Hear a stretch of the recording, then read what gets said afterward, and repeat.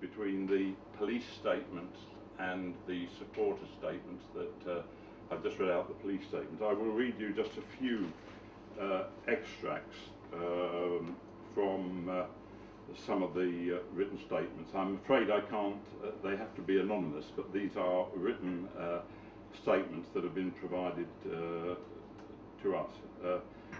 This is from a 51-year-old person in a senior position who says, "From the moment we were eventually allowed to exit the train, the police, in my opinion, displayed a totally unnecessary aggressive attitude and quite frankly seemed to be spoiling for trouble.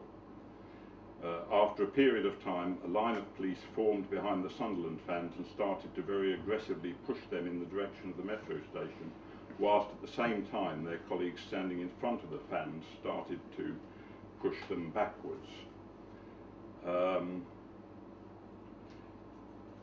What is clear is that the police, for reasons best known to themselves, soon launched a vicious assault on some of our fans with their batons and let their dogs repeatedly bite some of the fans who had already received severe head wounds or were lying prone on the ground as a result of being caught up in the melee that the police had caused. Another fan says, "We were penned in by the police and unable to move anywhere. Police at the back of the group then began to push us forwards towards those at the front with unmuzzled dogs and batons drawn. Within seconds, we came under a heavy and sustained attack from the police with baton hits to the body and heads and several fans sporting serious dog bites." A third one, "At this point, the police started screaming at people and riling the dogs up, had removed their muzzles and drawn their batons. The fans still did not know why they were being held like this and began complaining and gesturing at the police forum. Next thing, all hell breaks out between our fans and the police because the police set the dogs on the fans. At least one was off the leash and indiscriminately savaging people and started bludgeoning people in the head." So you can immediately see that we have two totally different versions between the police and the supporters. The second major area of concern, another major area of concern, is whether or not the police reacted quickly and appropriately and with appropriate duty of care towards those supporters who were injured.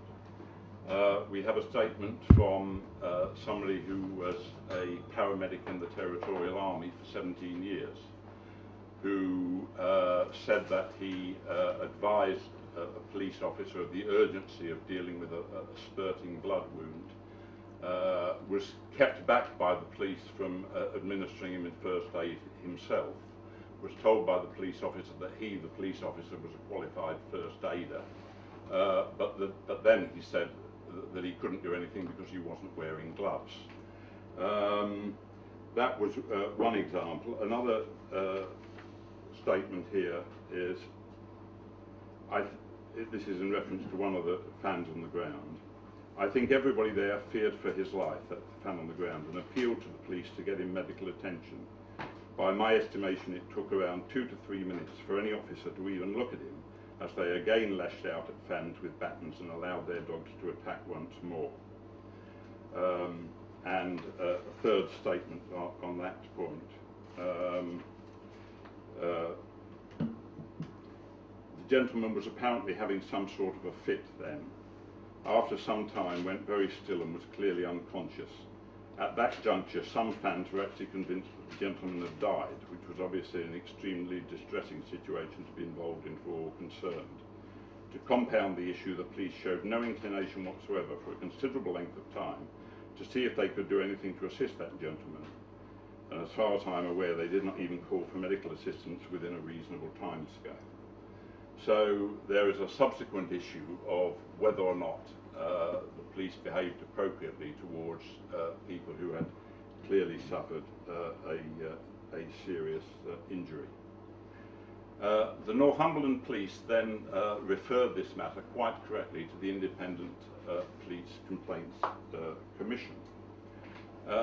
When this occurs, there are 3 courses of action in law available to the IPCC. One is to conduct an investigation themselves.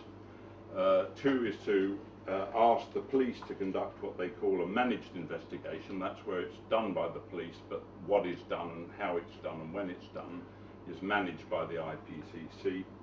And the third category is a supervised investigation, where the IPCC don't take such a direct role but have an overall supervisory role.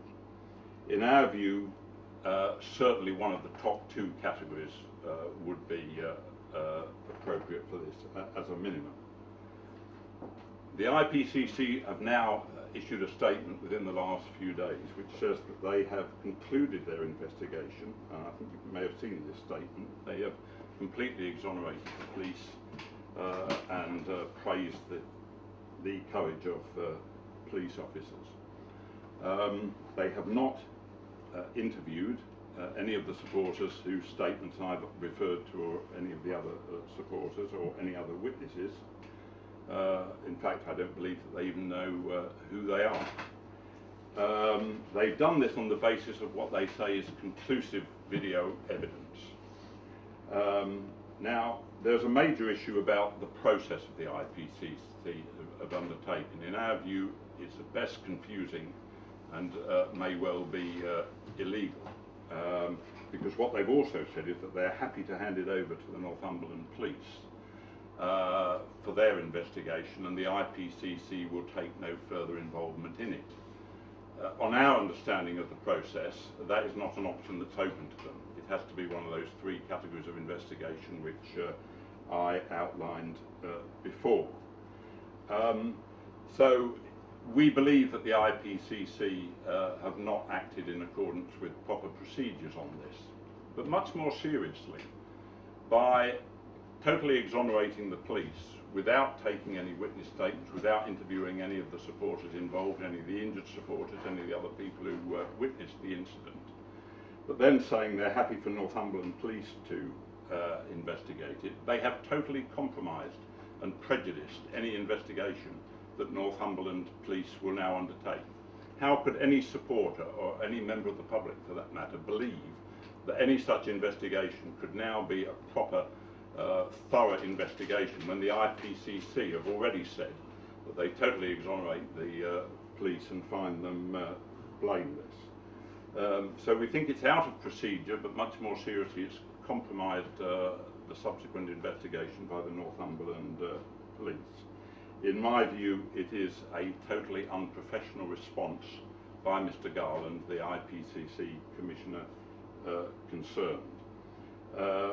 The only way that this can now be resolved is for the IPCC to appoint another commissioner from another part of the country who hasn't got a relationship with the Northumberland police to come in and take over this investigation.